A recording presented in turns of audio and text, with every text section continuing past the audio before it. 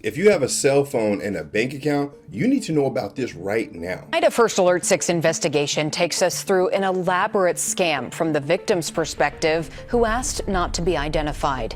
And to make matters worse, the current government shutdown actually helped these scammers get away with draining the bank account of an 83-year-old woman. So stay tuned, because we do not want this to happen to you or someone that you love and care about. I tried to call the government, and then they told me those offices were closed down because the government's closed down. Due to the government shutdown, we will be unable to respond to any voicemail messages until the government is funded and the agency resumes operation. Now, this scam right here is a bit unusual, but it started the way that most of them do.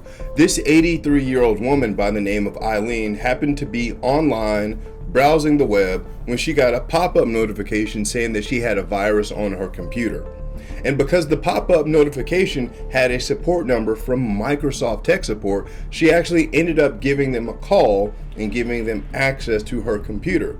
Now, I want to be clear, this lady Eileen, she wasn't someone that really didn't understand how to use computers and things. In fact, in her own words, she's 83 years old, but Eileen isn't behind the times. I am a person who sits down on the computer and messes around.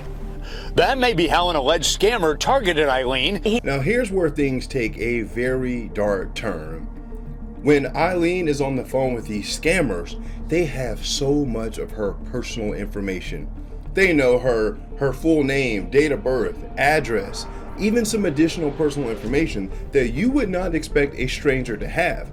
And the reason why this is so important is because they were pretending to be the FBI. But here is where things get even scarier. They were pretending to be the FBI because they were there to get her help to help them catch a criminal that had been scamming money from people.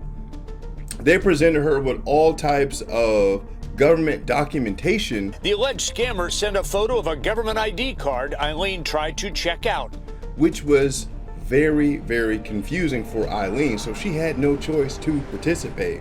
And you know, I spend a lot of time showing how confusion costs people money. In this case, it was a lot of money. I'm going to show you that in just a moment. But nowhere is that more true than with Medicare.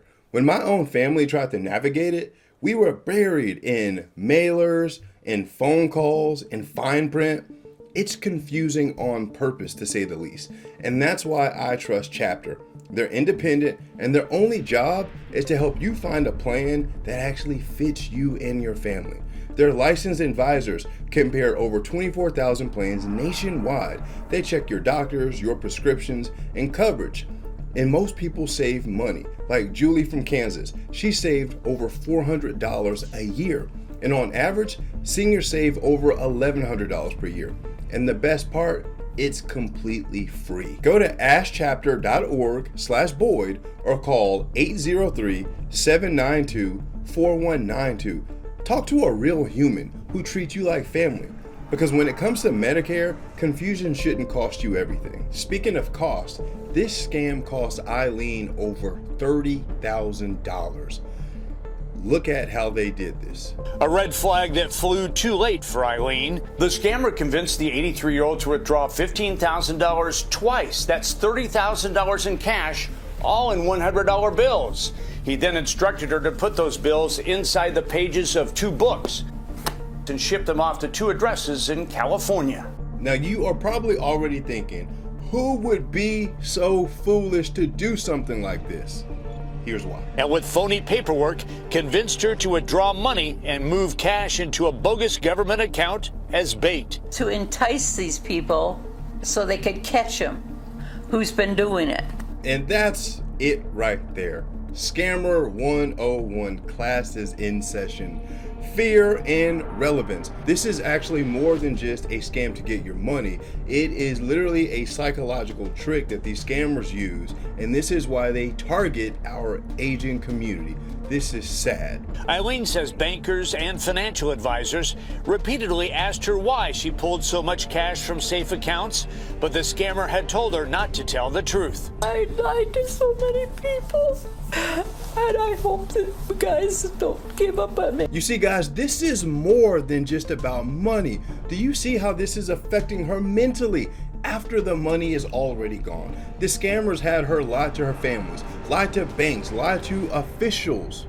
So you know what that means.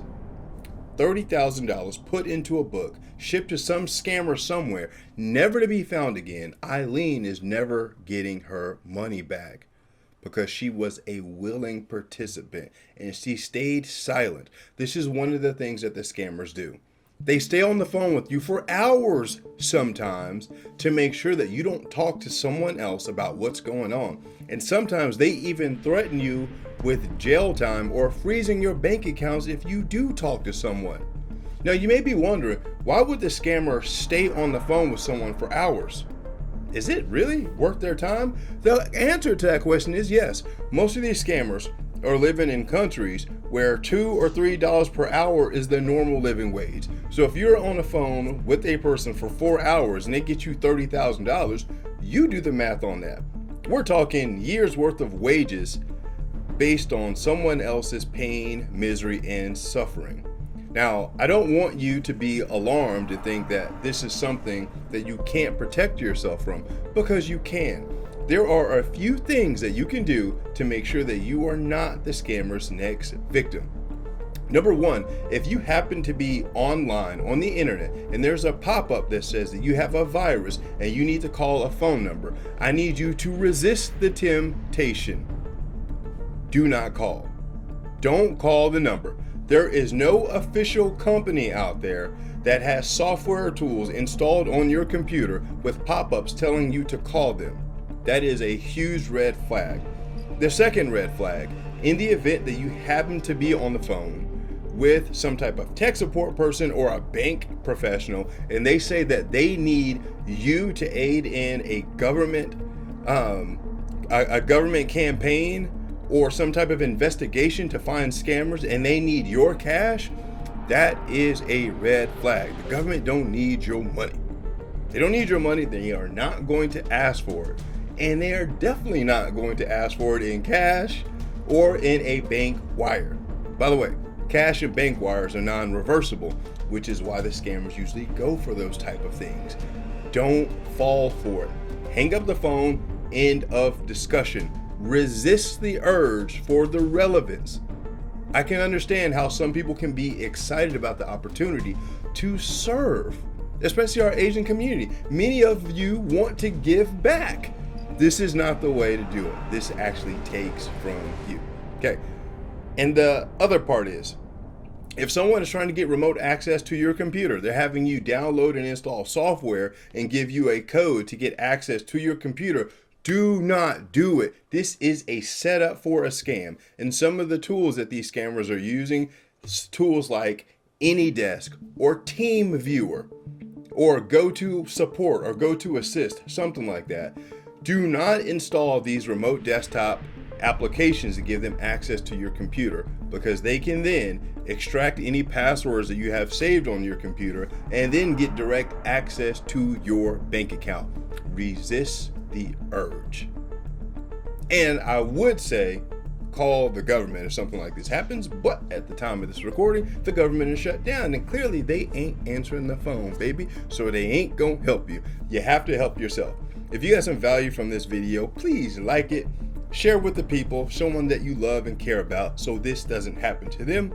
And if you think this scam right here was crazy, you should check these out right here, because YouTube thinks you would love them, and so do I. I'm Boyd Cluis, internationally recognized cybersecurity expert, author, speaker, also known as Sherlock Homie, and I'm out. Peace.